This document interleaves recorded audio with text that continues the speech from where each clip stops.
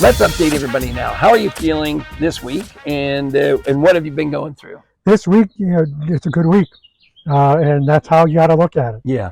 My visit this week, I went in to see the oncologist. My numbers are all down, drastically down. This was the first time since December that I actually got a phone call from the office to tell me how good my numbers were. So that's a good week. Yeah. That's a good week, and you got to take it. Had treatment this week. Again, no major symptoms. And I could tell you, we could talk about it in later episodes too. I'm starting to get a little numbness and tingling in my fingers and my feet, but that's part of it. And again, if that's all there is to stay on this side of the grass, I'm perfectly fine with it. One of the things we talked about real quick is how people don't know how to approach you, that someone did not recognize you because you had lost a lot of weight. And today I just had an experience of someone, a religious representative who we both know very well. And I said, "Oh, Tony," and I mentioned, what to do. And, he went, "That's a tough one." And I said, "That's exactly the point." And that's some of the point. Like, I didn't see him being not able to talk to you if he saw you, but I also wanted to, we've seen people stumble talking to you about this, right? Oh, yeah. And you don't want people to stumble talking. You want to, And it just happened to my wife. Is that right? Yesterday. Yesterday. We have community gardens, and she was planting her, she has a little corner that she does, and it's beautiful. And two sets of neighbors just looked down and were walking past her. And Gina is, not going to let that go. So she engages people too, because there's no reason. And I guess it's an older generation maybe that it has a little bit of trouble. But I see it with the younger people too. And I told you, people are still saying cancer. Yeah. You have cancer. Yeah, I'm waiting for people to say the C word, because that's how my mother used to say it. But, I'm no different than I was December 13th. I have a terminal illness. I know that. There's no hiding it. I'm not, it is what it is. I'm living with it. I'm trying to live every day the best I possibly can. So I'm no different than the Tony Calaguar was December 13th. Yeah. The only thing is I'm going through some things. I have lost weight. I've lost all my hair. I didn't have much to begin with, but you had a great mustache, though. I did have a great mustache. Maybe Johnny will give you an edit here to put that mustache in there. Yeah. Put a picture in there. I had a great mustache, but don't be afraid to talk to people. You don't have to say anything. I mean, there's nothing. I've been saying all along, I don't have a playbook on this. I'm doing what I think I should be doing. I'm reacting the way I should be reacting. I'm doing this. This isn't in a playbook, what we're doing. But I think it's important to do. Neither do friends, acquaintances, neighbors. They don't have a playbook either. And death and dying is really taboo in our society. And quite honestly, we're all going to die. I mean, it's not like a big secret or anything. Right. So my advice is, treat any of your friends with just kindness and compassion, and that's it. You know what I think is interesting, Tony, is that those who don't know you, I'll just say that Tony had a bizarre sense of humor. And, being in EMS and healthcare, emergency medicine, you do have this sort of black humor, that, it helps you get through. So the funny thing is that you were in some of the craziest times, you would always reinforce the fact you never drank. You were just that crazy. So, in such a crazy sense of humor. And I think people think of you as that. And so I'm hoping that people who know you go, all right, let's wild Tony up, rile him up a little bit here, because that's still in you. Oh, that person's still in you. Oh, that's why we're doing these videos. Oh, yeah. And I still joke with people. Yeah. I have people from work, they're saying they went to a conference. Obviously, I couldn't attend. And the one guy sent me a picture of one of our coworkers. And he said, "Hey, do you know who this is?" And I'm sitting there saying, "Yeah." He goes, "Oh, I just wanted to let you know." I said, I don't have brain cancer. I have pancreatic cancer. Because I can't believe you just said that. But I mean, what are you going to say? Yeah. You got to make a joke about it. Right. You got to make a joke about it. We want to talk about some really good things that have occurred, and we'll go backwards. But before we do that, do you have any tips as you're going through the chemo now, as far as, Have you listened to what they told you as far as what to eat and minimize the symptoms? Have you found your own thing? Again, we say there's no playbook, but some of those things people have done before. And have you learned from any of that? Have any of that applied? I'll tell you what, the biggest thing that everybody has said is I'm going to get nauseated, I'm going to vomit, I'm going to have diarrhea. They said that happens to most.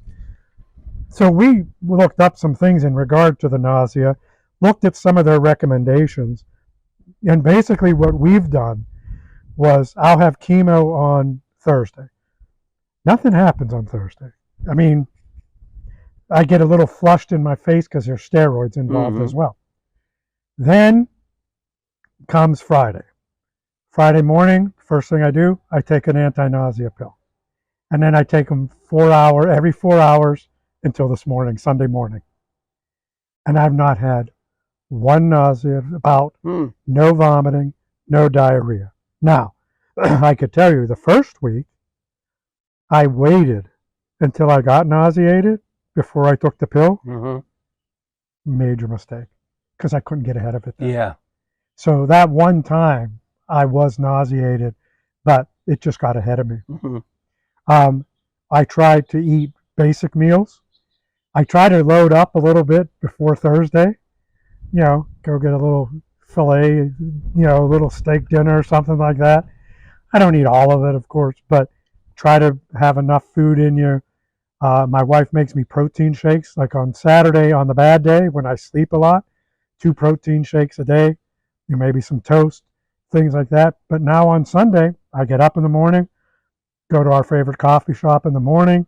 We do chores and things today, and then slowly I get back and I get my strength back up. Going every other week now, instead of 3 weeks on, 1 week off, the fatigue is not as severe as it used to be. It used to be pretty severe. I was tired all the time. That somewhat has gone away. And now I say the biggest thing, and there's nothing you can do about it, is a little numbness and tingling in both of my feet and my fingertips. And that becomes a little bit of a hassle to walk on where it's not level. Oh, okay. And I even had to pull out a cane, which killed me. But I don't want to fall. If I fall, I just think it'd be disastrous. Yeah. So, well, you're talking food, and that's where we wanted to get with this whole conversation, right? Because food has always been, being Italian and just in general, food has always been a big part of your life. We talked about the Christmas and all those kind of things. Food has always been a big part of your life. And we talked about so many negative things that occurred in the beginning. In one of the earlier videos, we talked about when you came home, it just didn't even feel like your own house. But there were a lot of things here that were going on that were really good. I'll tell you what, there was a lot of love. I mean, I don't think we cooked for over 2 months. We had every type of food imaginable from everyone, friends, family, people we didn't even know that knew someone who knew us. Yeah. We got food, people, desserts.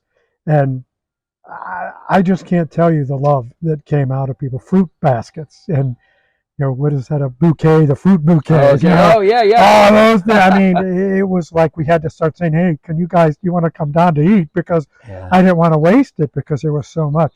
But there was such an outpouring. And that was a really dark time for me, those couple months, that December, January, going into February, that it just literally overwhelmed me. Our neighbor who, they're Greek, and they own the Washington Hotel in Washington, PA, and they have a cafe. Still to this day, and we're talking now, we're into May, that she brings me Greek cookies every week still. Every week still. And they're the most, they're simple, they're little twists, but they're the most amazing thing, and she still to this day brings those cookies to me every week. And also what she's done too, and trust me, I'll take anything. This is from Greece. This was blessed in Greece. And she had Greek oils that were blessed over in Greece, and she anointed me with those. So she's been a big part of, my recovery as well, because, between the food, the icons, this, the oil. I mean, it's just, to me, that's giving of yourself to somebody. Mm-hmm. And I can't say how much I appreciate what they've done for me. Yeah. And I could tell you the other area that really got to me was the people from high school. I mean, I've had people from high school to my house Mm-hmm. that they wanted to see me. You know, I've reconnected with a nursing instructor who's like 85 years old, and we went and had lunch. You know, so it's amazing what I'm seeing. So what's your tip on that? Don't wait until you have a diagnosis like this to do those things. Oh, God, John, like I told you, I feel sorry for you because you have no idea the impact that you've had on people's lives. You have no idea. And it's so sad for me that I found out only because I'm terminally ill. I don't know how to fix that because it's a hard thing to fix. You're busy. You are always busy. Yeah, we are. Everybody was busy, so I'm busy. You know, everybody's busy, but somehow we slow things down to get a deeper view when these things happen. Yeah. It just wish that we could have paced that along over the last 10 years, right? Right? Because you always hear, oh, you know, live every day. And, who listens to it? Yeah. Do you listen to it? Right. No. Don't. And you know when you listen to it? When you're in the situation that I'm in, and you know that, you know, you're terminally ill. And it's been amazing to reconnect with people and talk about the things I forgot half of the things I did, which I wish I probably should have. At this point, you're glad there were no iPhones and internet back in those days, right? Exactly. But I just can't thank people enough for what they've done to me, and even work. Like I think I said for one of the other episodes, is that I didn't even think they liked me, you know. Yeah. And I'm getting cards and things like that from people from work. I got a stack. I keep them on my credenza in my office because I did go back to work. And I look at those often. And I can tell you there was, I would say, probably 2 or 3 cards that just said, "Get well soon, John." Every other one had every piece of white spot on there written and thanking me, or I've made a difference. And I mean, I go back and read them just when you have your down days or your tired days on Saturdays after chemo. Does that help to sit and you just know that they're there? Do you read through them again? Oh, I read through them again. Yeah, I read through them again. Yeah, it helps. I mean, it really helps because obviously I'm not getting 10 cards a week like I used to. Yes, you know, but they're still there, and they still care. And now I'm talking to a lot of people from work, and the other thing is my cousins. I grew up. We all lived within 3 streets, and we were very close, our cousins. And just as everything else, you get away from that, and it you know, you live your life. You have kids, you have grandkids, you have all. You know, it just happens. And when this happened, being, you know, Gina's busy, we're trying to watch the baby. You know, we needed a little help taking me to appointments. So my cousins just jumped to the opportunity. And then when I started to feel a little bit better, we'd go to breakfast. And maybe we'd go get some lunch, you know. And then when I was able to either drive myself now, or Gina takes me for treatments because Gina wants to be there for treatment. Now they're saying, ooh, we need to get together. You know, we can't have this stop again. So last week I had them over and we had Chinese. They all came over for a big Chinese dinner, and it was fantastic. And I don't think we're ever going to lose it. They want to have. They're saying my house next, and we're going to do this. You know, that's what it's all about. They're all looking for time with Tony. Time with Tony. How about that? How about that for an ending? Yeah. All right, so Tony, we have a poor set director and director because they put us in a very hot sun with your no hair head, and we should probably get you out of this and get you back into shape. Any kind of words of wisdom that you have for everybody watching at this point, who either may have a diagnosis or know somebody with a diagnosis, or your friends? Yeah, I would say for those who have friends that have a diagnosis, just be yourself, be true, talk to them, don't treat them any different. We're no different. We're no different. And for those going through it, stay positive, stay positive no matter what what it looks like.